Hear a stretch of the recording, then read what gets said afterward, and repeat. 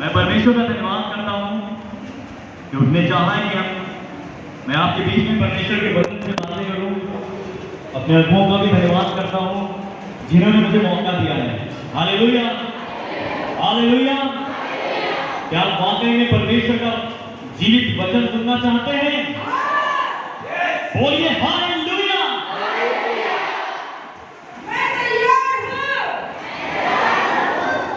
Hallelujah, very good. बहुत लोग आज तैयार हैं। आज तैयार होने की जनसंख्या बहुत ज्यादा है। हालेलुया। लास्ट टाइम जब मुझे वचन दिया गया था तो भी कोई त्योहार था और उस दिन मैंने एक वचन दिया था, वो थोड़ा मैं शेयर करना चाहता हूं आपसे। हालेलुया। मेरा पहला सवाल था उस दिन कि हम यहां पर क्यों आते हैं। हालेलुया। क्या आप में से बहुत लोग उस दिन नहीं आए थे, इसलिए मैं थोड़ा सा जिक्र करना चाहता हूं कि हम लोग कलीसिया क्यों आते हैं, आखिर चर्च क्यों आते हैं। जब हम अपने घर से निकलते हैं तो क्या सोच कर निकलते हैं, क्या मिलेगा वहां पर। बहुत लोग, हम में से बहुत लोग अपनी बीमारी के लिए आते हैं, मेरी बीमारी ठीक हो जाएगी। बहुत से बिगड़े हुए काम रुके हुए हैं, वो बन जाएंगे, इसलिए आते हैं। बहुत लोग दूसरों के लिए प्रार्थना करवाने के लिए आते हैं और अधिकतर लोग स्वर्ग के लिए आते हैं, स्वर्ग जाने को मिलेगा। हालेलुया। बहुत लोग इसलिए आते हैं कि यीशु मसीह जाएंगे, स्वर्ग जाने को मिलेगा। हालेलुया। लेकिन सबसे मजे की बात यह है, जो सच्चाई है, हमें इन सब चीजों के लिए नहीं आना चाहिए। हमें एक चीज है, एक ऐसा चीज है जिसकी वजह से हमें आना चाहिए, वो है पिता परमेश्वर। हमें परमेश्वर के लिए आना चाहिए। किसके लिए आना चाहिए? अगर परमेश्वर हमारे लाइफ में होगा तो हमें सारी चीजें मिलती चली जाएंगी। Hallelujah, hallelujah. आज के समय में आप नजर उठा के देखिए, पूरी दुनिया में मसीहियों का स्तर दिन प्रतिदिन गिरता जा रहा है। आज के समय में मसीहियों का स्तर दिन प्रतिदिन गिरता जा रहा है। मसीही लोग बढ़ रहे हैं लेकिन उनका स्तर गिर रहा है। आप समझेंगे, आज हम समझेंगे उनका स्तर क्या है, किस स्तर की हम बात कर रहे हैं। Hallelujah, hallelujah. आइए तब तक एक वचन पढ़ लेते हैं, उसके बाद ही हम आगे बढ़ेंगे। दूसरा कुरिन्थियों की पुस्तक उसका 5 अध्याय और उसके 17 पद को पढ़ेंगे। दूसरा कुरिन्थियों उसका 5 अध्याय उसका 17 पद, ध्यान से सुनिएगा। इसलिए यदि कोई मसीह में है तो वह नई सृष्टि है। हालेलुया। इसलिए यदि कोई मसीह में है तो वो क्या है? नई सृष्टि है। आगे क्या लिखा हुआ है? पुरानी बातें बीत गई हैं, पुरानी बातें बीत गई हैं, देखो सब बातें नई हो गई हैं। देखो सब कुछ नया हो गया है, सारी बातें नई हो गई हैं। Hallelujah, hallelujah. मेरी बात आप ध्यान सुनिएगा। सबसे पहले हमने वचन पढ़ा, दूसरा कुरिन्थियों 5 अध्याय का 17 पद। हम ये पढ़ते हैं, इसमें ये लिखा हुआ है कि यदि कोई मसीह में है तो वो नई सृष्टि है।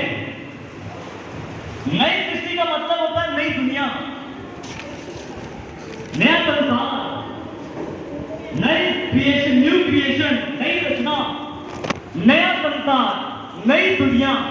यदि कोई मसीह में है तो वो नई सृष्टि है, मतलब नई दुनिया है। तो उसका क्या, जो पुराना था, जब हम मसीह में नहीं है, जब मसीह में नहीं थे, वो क्या था? वो पुरानी दुनिया थी, वो पुरानी सृष्टि थी। ध्यान समझिए, लिखा यदि कोई मसीह में है तो वो नई सृष्टि है। यानी कि जब मसीह में नहीं थे, वो कौन सी सृष्टि थी? पुरानी सृष्टि थी। आगे हमने पढ़ा, पुरानी बातें देखो बीत गई हैं, देखो सब कुछ नया हो गया है। मतलब नई सृष्टि हम बन चुके हैं, अब पुरानी बातें बीत गई हैं। आपको पता है, यही चीज परमेश्वर आज हम सबको समझाना चाहते हैं कि मसीहियों का स्तर दिन प्रतिदिन गिरता जा रहा है। जानते हैं कैसे? अब समझिएगा ध्यान से।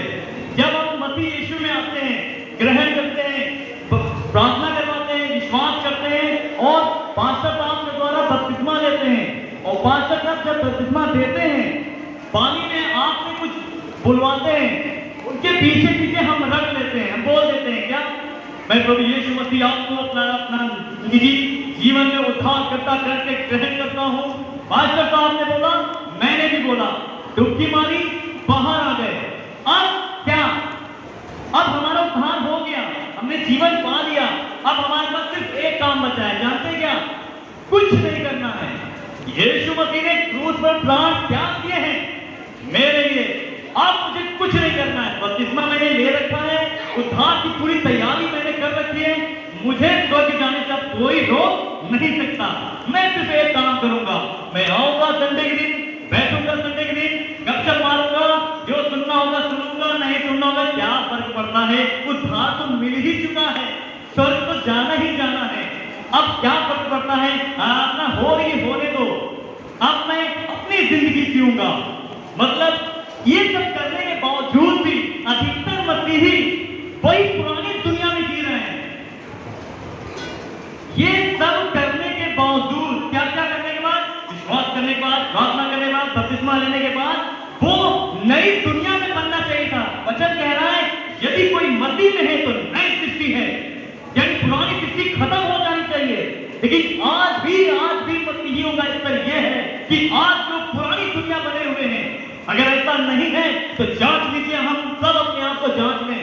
क्या हम जो पहले बुराइयां करते थे आज नहीं करते? क्या हम जो पहले चुगली करते थे आज नहीं करते?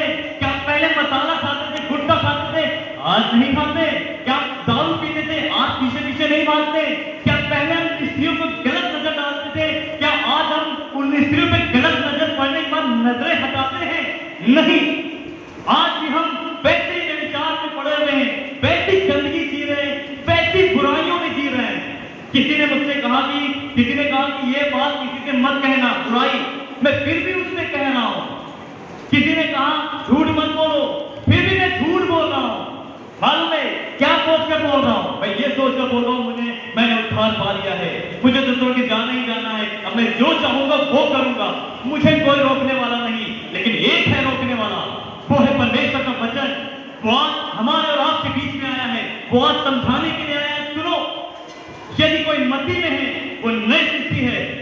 अगर आज भी तुम पुराने व्यक्तित्व में जी रहे हो, पुरानी दुनिया में जी रहे हो, तो अपने पापों को पश्चाताप करो, छोड़ दो उन्हें, वरना तुम मसीह में नहीं हो। वचन लिखा है यदि कोई मसीह में है, मतलब कंडीशन है, यदि कोई मसीह में है तो वो नई सृष्टि है, वरना वो मसीह में नहीं है। और जो पुरानी सृष्टि है अभी भी वो मसीह में नहीं है। आज हम गलत फहमी में जी रहे हैं, हमने उद्धार पा लिया है, नया जीवन पा लिया है, हम दिन रात आते हैं, मस्ती करते हैं, आज भी पुराने रीति रिवाज को फॉलो कर रहे हैं। लिखा है पुरानी बातें बीत गई, यानी कि जो हम पुरानी परंपराएं थी, पुराने रीति रिवाज थे, आज भी हम उन्हीं को क्यों फॉलो कर रहे हैं? हम उनके पीछे क्यों जा रहे हैं? मालूम है आज हम रहते हैं इस कलीसिया में आते हैं, लेकिन मसीह चाहता है जिस दुनिया में हम रहते हैं उनके समान ना बने। वो चाहता है संसार से आप अलग होने चाहिए। आप जिस घर में रहते हैं, जिस मोहल्ले में रहते हैं, जिस क्षेत्र में काम करते हैं, जिस बिजनेस में काम करते हैं, जिस जगह पढ़ाई करते हैं, आप उन सब से अलग हैं। आपको ये प्रूव करना होगा अपने फलों के द्वारा, क्योंकि उसका वचन कहता है पेड़ अपने फलों के ही द्वारा पहचाना जाता है। सिर्फ रखने से नहीं कि मैं मसीह में हूं, मैं मसीह में हूं, मैं मसीह में हूं, कहने से काम नहीं चलेगा। हमें फल को भी दिखाना होगा, हमारे फल दिखने चाहिए। हम जिस भी क्षेत्र में हो, आपको कोई सुना रहा है सुन लीजिए, उससे कहीं कोई बात नहीं, मेरे दोस्त मैं तुझे माफ करता हूं, वो हैरान होगा, आपसे पूछेगा ये तुमने कैसे किया?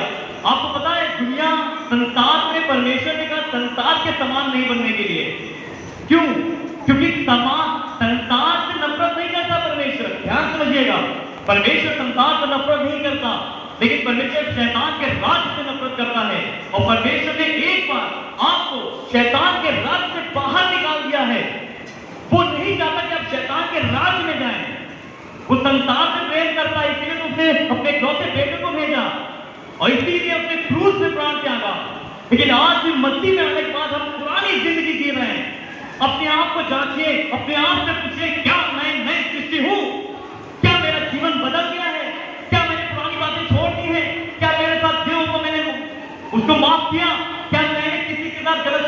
माफी मांगी?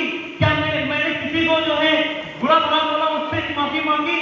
क्या आज भी हम कड़वाहट से भरे हैं? क्या आज भी हम बुराइयां कर रहे हैं, किसी न किसी की बुराई कर रहे हैं? आज भी हम गलत चीजें देख रहे हैं। आज भी आपको पता है एक मसीही जीवन संसार में जाकर क्यों मिल जाता है? क्योंकि वो व्यक्ति संसार से प्रेम चाहता है। वो नहीं चाहता कि संसारिक व्यक्ति उससे नफरत करे। वो संसार को थामे रहता है, परमेश्वर को थामे रहता है। संसार को, परमेश्वर को। वो चाहता मेरे रिश्तेदार, मेरे पड़ोसी, मेरे दोस्त मुझसे नफरत ना करें, और वो ये भी चाहता परमेश्वर मुझसे प्रेम करे। ये नहीं हो सकता। एक साथ एक भी मनुष्य एक साथ असंभव काल है कि दोनों से प्रेम कर सके।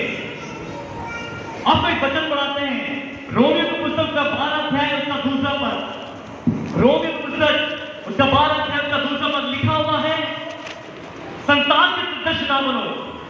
क्या लिखा है? संसार के सदृश ना बनो, मतलब संसार के समान मत बनो। क्यों ना बने? क्या प्रॉब्लम है? वो भी इंसान, मैं भी इंसान, वो भी हाथ पैर है, मेरे भी हाथ पैर है, मैं उनके जैसा क्यों ना बनूं?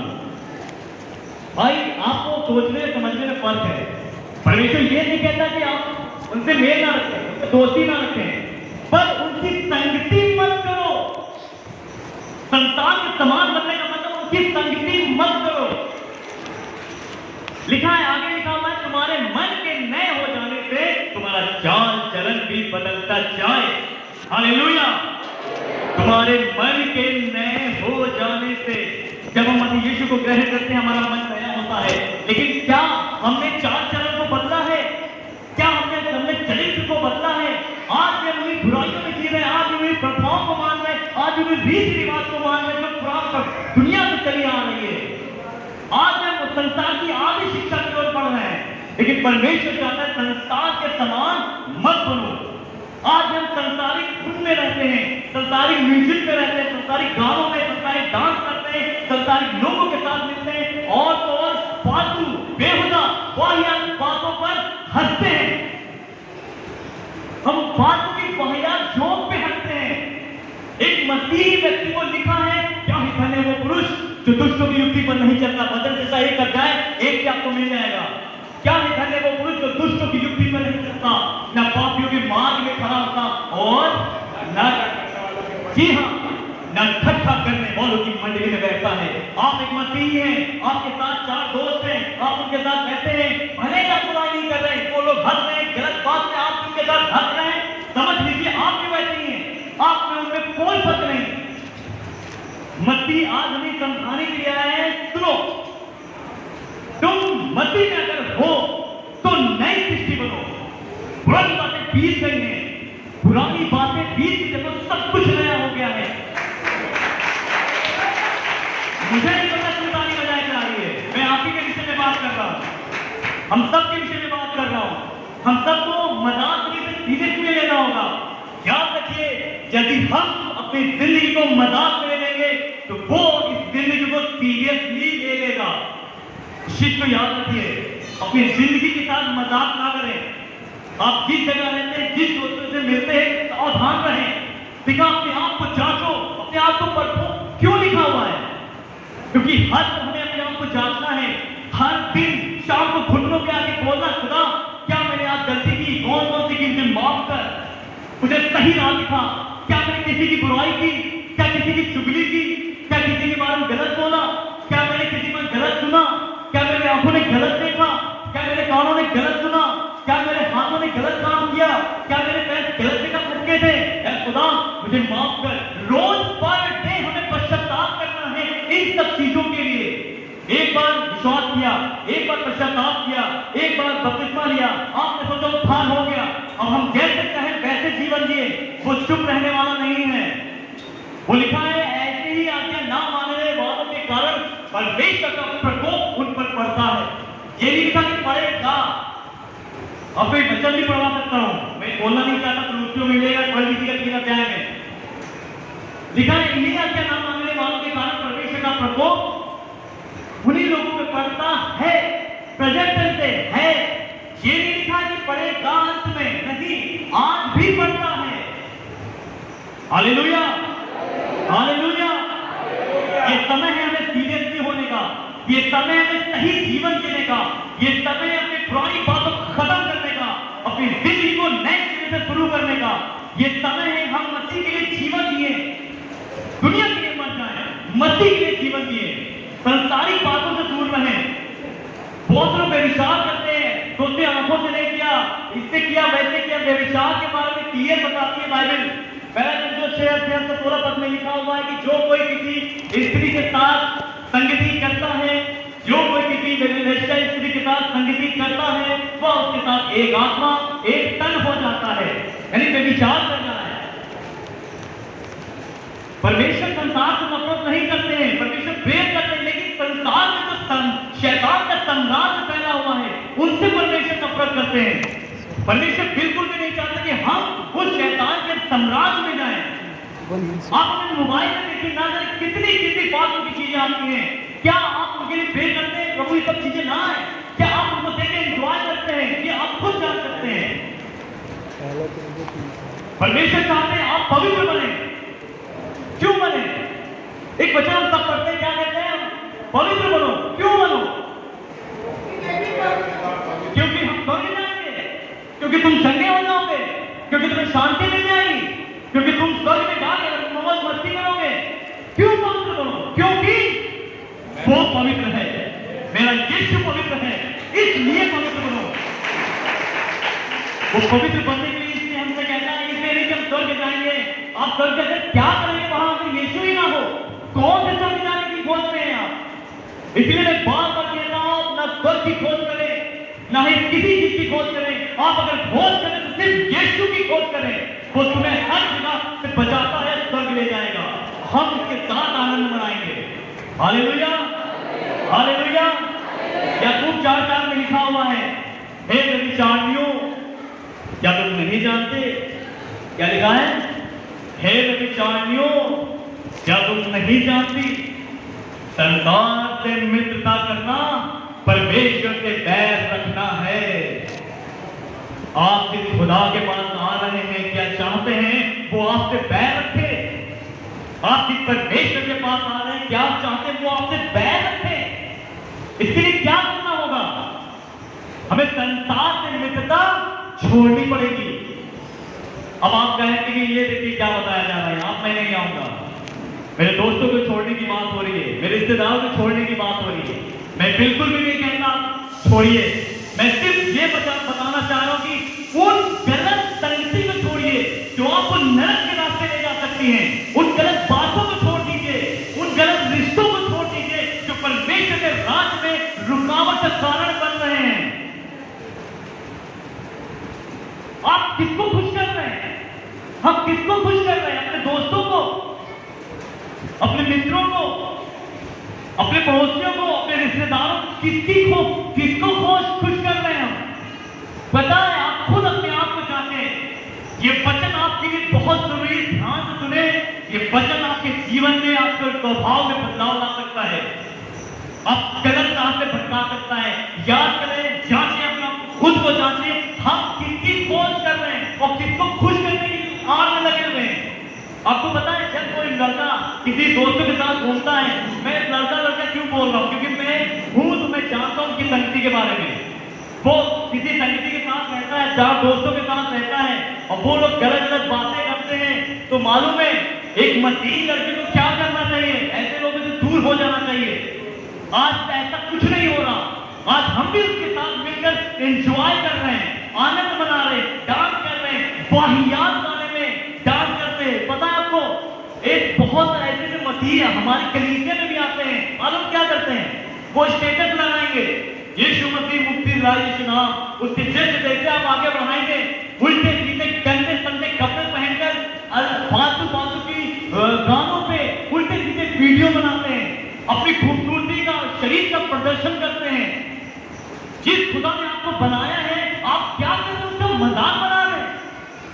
आप एक तरफ यीशु का स्टेटस लगा रहे हैं, उसके जस्ट बाद अपनी वाहियात वीडियो बना के अपलोड कर रहे हैं। स्नैप वीडियो, टिकटॉक, न जाने क्या क्या वीडियो आ गए आज के जमाने में, और आप उल्टी सीधी वीडियो बनाकर उसमें डाल रहे हैं। ये क्या मसीह हमें सिखाता है कि हम ऐसे गलत काम करें?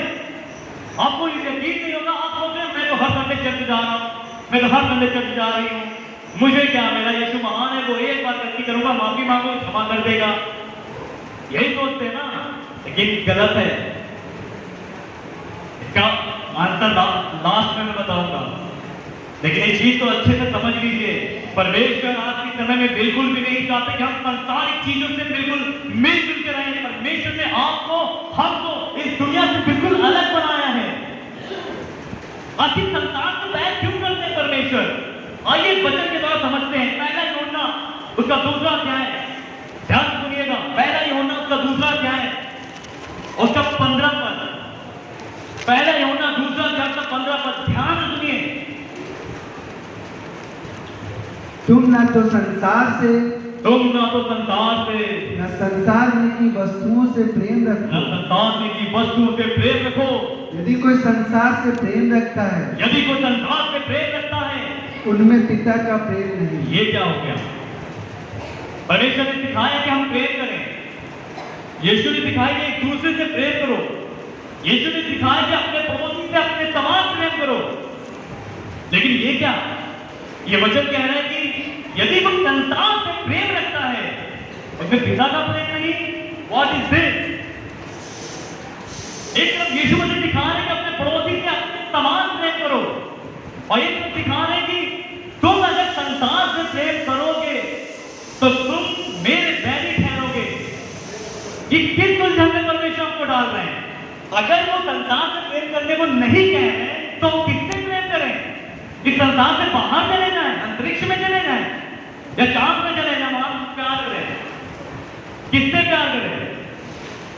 वचन कह रहा है तुम अगर संसार से प्रेम रखते हो तो उसमें पिता का प्रेम नहीं होगा। अब इस चीज को जरा ध्यान से समझिएगा। जिस संसार की परमेश्वर बात कर रहे हैं वो है शैतान का साम्राज्य। मैंने पहले ही बताया था, वो है अंधकार का राज्य। वो दुनिया, वो दोस्त, वो रिश्तेदार, वो लोग जो आपको अंधकार के रास्ते में खींच रहे हैं और आपको अपने प्रेम में बांध रहे हैं, और आप उनके प्रेम में बंद गलत गलत काम कर रहे हैं, उनसे परमेश्वर कह रहा है यदि तुमने संसार से प्रेम किया, यानी कि शैतान के साम्राज्य से प्रेम किया, यानी अंधकार के राज्य से प्रेम किया, तो तुम में मेरा प्रेम नहीं होगा। हालेलुया। आगे बढ़ते हैं। इसको बहुत ही अच्छे से यूहन्ना ने इसको बहुत ही अच्छे से समझाया है। आखिर संसार का प्रेम है क्या? आगे बढ़ते हैं। क्योंकि जो कुछ संसार में है, अब ध्यान समझिएगा, संसार में प्रेम क्यों नहीं करना है? क्योंकि जो कुछ संसार में है, अर्थात शरीर की अभिलाषा, आंखों की अभिलाषा और जीविका का घमंड, और वह पिता की ओर से नहीं। जी हाँ, ये 3 चीजें हैं, ध्यान सुनिएगा। पहला क्या है? शरीर की अभिलाषा, दूसरा है आंखों की अभिलाषा, तीसरा है जीविका का घमंड। ये 3 चीजें संसार में है और परमेश्वर चाहता है कि इनसे हम दूर रहें। अब समझते हैं ये शरीर की अभिलाषा क्या है? ध्यान से समझिएगा। शरीर की अभिलाषा सबसे पहला व्यभिचार है। जिसके तरह हम व्यभिचार करते हैं, इस शरीर की एक भूख है और ये अभिलाषा जागृत रहती है।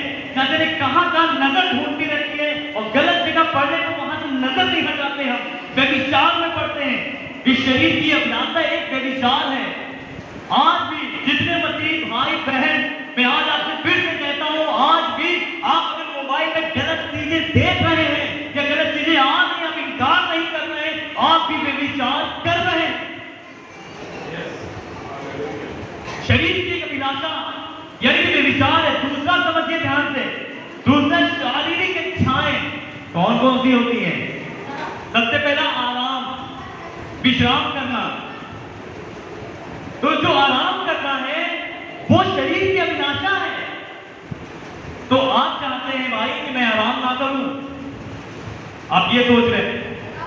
मैं बता दूं कि शरीर की अभिलाषा है आराम करना, विश्राम करना, आराम से बिस्तर पर लेटे रहना, पड़े रहना। तो आप चाहते हैं मैं आराम भी ना करूं, ऐसा नहीं है। ध्यान सुनिएगा, ये शरीर और आत्मा एक दूसरे के विरोधी हैं। शरीर आत्मा की बात नहीं सुनने देता और आत्मा शरीर की बात नहीं सुनने देती है। यदि आप शरीर की इच्छाओं को पूरा करेंगे तो आत्मा की इच्छा हम कभी नहीं पूरी कर पाएंगे।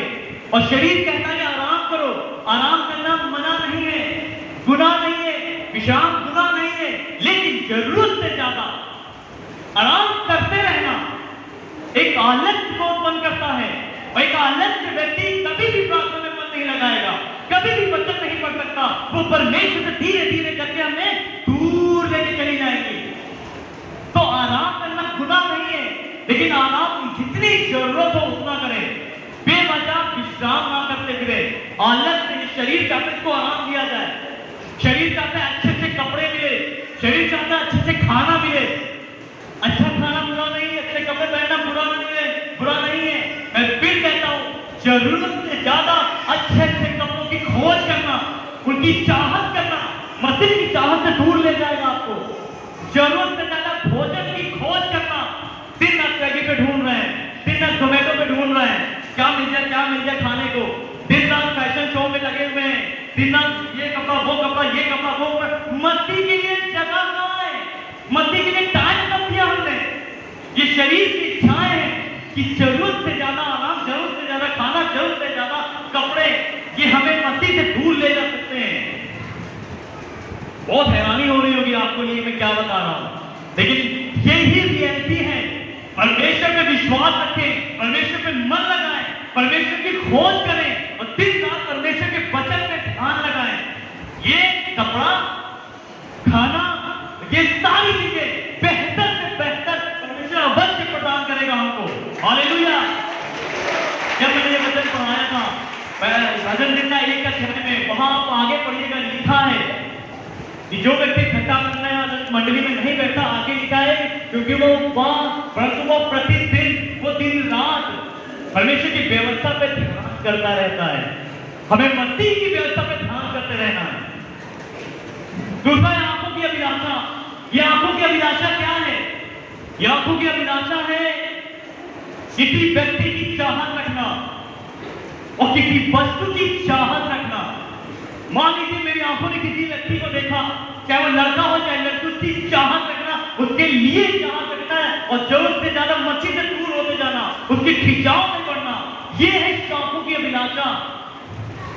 हमने किसी का कपड़ा देख लिया, इन्होंने इतना अच्छा कपड़ा पहना था, मुझे भी ऐसा ही कपड़ा चाहिए, दिन रात उसी के होड़ में लगे हुए। किसी ने जूता दिखाया, किसी ने कपड़े दिखाए, किसी ने कुछ दिखाया, हम एक दूसरे के ऊपर ऐसे देखते रहते और हम सोचते मेरे पास क्यों नहीं, मेरे पास क्यों नहीं, मेरे पास क्यों नहीं। भाई आप यीशु की खोज करें, ना ही किसी कपड़े की, ना ही किसी जरूरत की, ना ही किसी खाने की। यीशु आपकी सारी जरूरतों को पूरा कर देगा। हालेलुया। थर्ड है जीविका का घमंड। और ये जो आंखों की अभिलाषा मैंने बताया, माफ करिएगा, इन महिलाओं में सबसे ज्यादा पाई जाती है। आप बुरा मत मानिएगा, लेकिन यही सच है। जब परमेश्वर ने आदम को बनाया तो शैतान जब आया बहकाने के लिए, वो आदम के पास नहीं गया, वो हव्वा के पास गया, क्योंकि वो जानता था कि स्त्री चंचल होती है, वो 2 मिनट में बहक जाएगी। और उसने हव्वा से कहा देखो देखो उस फल को। उसने देखा, हाँ लिखा हुआ है वो देखने में मनभाऊ, बुद्धि देने में चाहने योग्य। उसने जब देखा और जैसे ही देखा, अरे बाप रे इतना बढ़िया फल, इतना खूबसूरत, खा लिया। शैतान हमेशा कमजोरियों पे वार करता है। आदम के पास जाता तो शायद आदम ना खाता, इसलिए वो सीधे हव्वा के पास गया और हव्वा को खाया और पाप किया। मैंने कहा आंखों की अभिलाषा स्त्रियों में सबसे ज्यादा पाई जाती है, क्योंकि स्त्रियों जैसे हम देखते हैं कि उनको आंखों के अभिलाषा की ज्यादा जरूरत पड़ती है। अच्छे कपड़े देख लिए, अच्छे गहने देख लिए, अच्छी चीजें देख ली, उनको चाहिए ही चाहिए, चाहे जैसे चाहिए। मालूम है एक स्त्री थी जिसका नाम सारा था। अब्राहम सारा बिल्कुल सही से जीवन जी रहे थे, लेकिन मैंने बताया आंखों की अभिलाषा होती है किसी वस्तु की चाहत, किसी व्यक्ति की चाहत। उस स्त्री को, सारा को एक बेटा चाहिए था, उसे अपने बेटे की चाहत थी, वो बर्दाश्त ना कर सकी, रुक ना सकी। उसने अब्राहम से कहा जा मेरी नौकरानी के पास, वो ठहर ना सकी। मालूम है जब अय्यूब के ऊपर परीक्षा आई तो अय्यूब ने अपना घर खो दिया, अपना परिवार खो दिया। अय्यूब के सर से लेकर पांव तक फोड़ निकल आए, हिम्मत नहीं आ रहा। लेकिन उसकी बीवी उसके पास आकर कहती है अरे अब तो खुदा को तुम भला बुरा कहे, कि आंखों की अभिलाषाएं से महिलाएं बचे। मैं फिर से रिक्वेस्ट करता हूं, आप दुनियावी कपड़ों से, दुनियावी गहनों से, दुनियावी चीजों से बचे।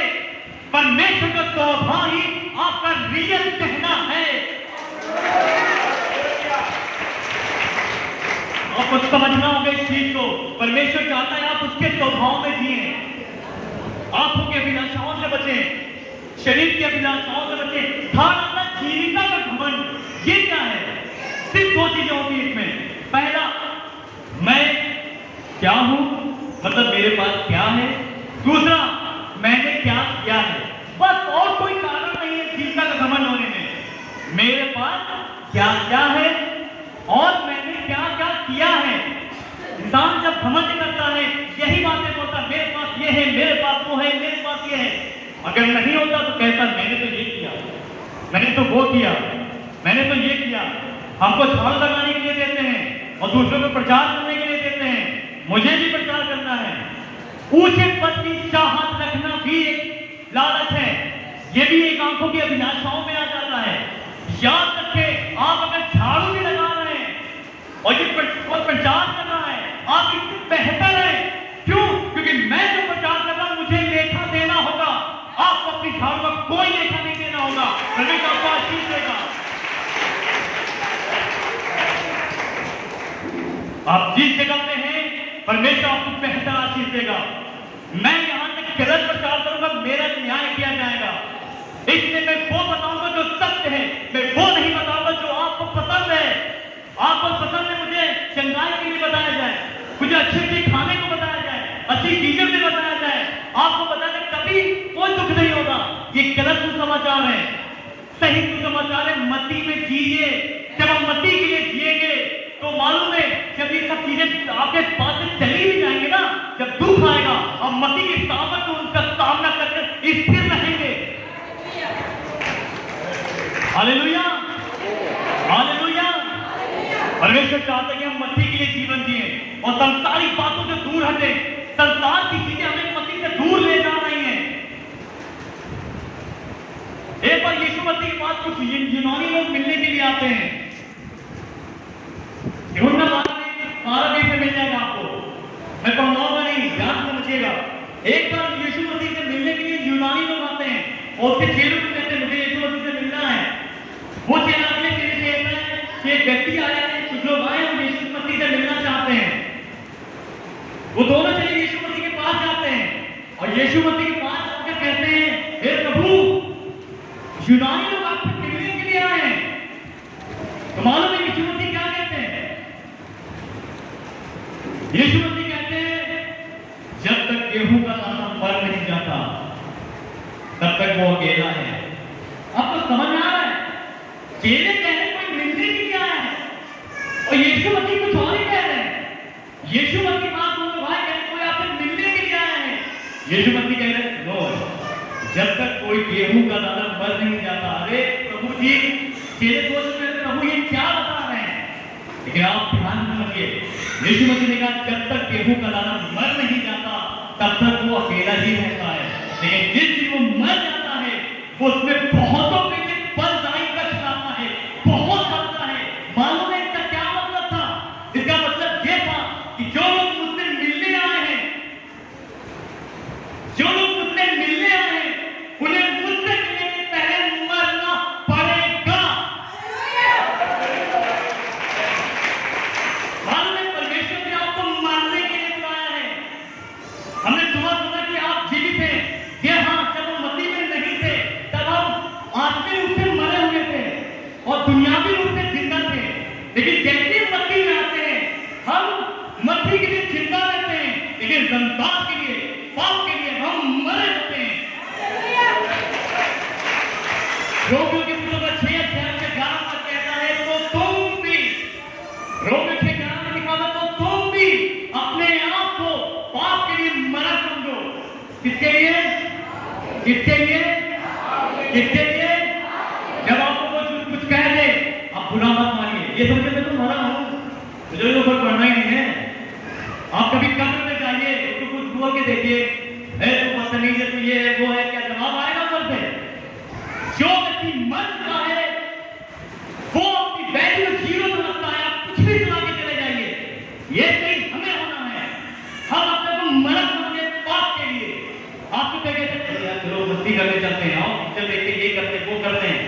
आप तो मान चुके हो, आप कह रहे नहीं भाई आप जाइए, मैं डरा हूं, मैं संसार के लिए डरा हूं। कोई आपके पास बुराई करने के लिए आता है, आप चुपचाप सुन लेते हो। आप क्यों नहीं जानते उनको कि हम मरे हुए हैं, क्यों बुराई में खेल रहे हैं, हम क्यों बुराई करें किसी की, हम क्यों पाप करें।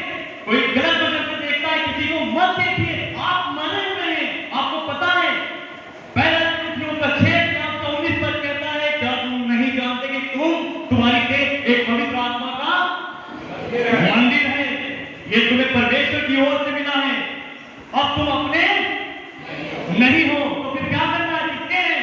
जस्ट आगे लिखा हुआ है, क्योंकि तुम दान देकर मोल ले लिए गए हो, इस देह के द्वारा पिता परमेश्वर की महिमा करो।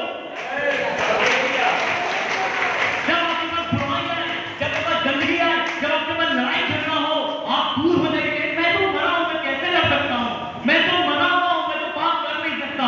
आप अपने आप को मरा समझे पाप के लिए, लेकिन आगे लिखा हुआ है इस रोमियो 6:11 में कि पर अपने आप को मसीह के लिए यानी परमेश्वर के लिए, मसीह यीशु में जीवित समझो। मतलब हम जिंदा हैं मसीह के लिए। मेरा नाम उपेंद्र है, उपेंद्र मर गया जो पुराना था, अब उपेंद्र नया जिंदा हुआ, जिसे कहते हैं नई सृष्टि। आपका नाम जो भी हो, आप ये कह सकते हैं कि मैं तो था, मैं मर गया था, मैं मर गया हूं जो था मैं, लेकिन अब मसीह को मैंने ग्रहण कर लिया, अब मैं नया बन गया हूं। और इसे कहते हैं नई सृष्टि। पुरानी बातें भूल गई हैं, देखो सब कुछ नया हो गया है। Hallelujah, hallelujah. एक और वचन पढ़ाएंगे, उसके बाद खत्म करेंगे। एक वचन ध्यान सुनिएगा, यीशु मसीह ने एक दृष्टांत दिया जो कि आपको मिलेगा लूका 13 में 6, लूका 13 अध्याय का 6वें पद में मिलेगा। एक व्यक्ति लिखा हुआ है, एक मनुष्य था जिसकी दास की बालियां थी, और दास की बालियों में अंगूर की बालियां थी। उस अंगूर की बाली में एक अंजीर का पेड़ लगा हुआ था, और उसका मालिक उसमें फल ढूंढने के लिए आया। क्या ढूंढने के लिए आया? फल ढूंढने के लिए आया। क्या ढूंढने के लिए आया? किसमें ढूंढने के लिए आया? अंजीर के पेड़ में। लेकिन वो बगीचा जानते किस चीज का था? अध्याय में पढ़िएगा, लिखा है वो अंगूर की बाली थी, नहीं अंगूर का बगीचा था वो। लेकिन लिखा हुआ अंगूर के बगीचे में एक अंजीर का पेड़ था। कितना? एक ही था। और वो व्यक्ति आया, अंजीर के पेड़ को देख रहा है, इसमें फल ही नहीं लगा, तो वो कहता है उसको काट डाला जाए।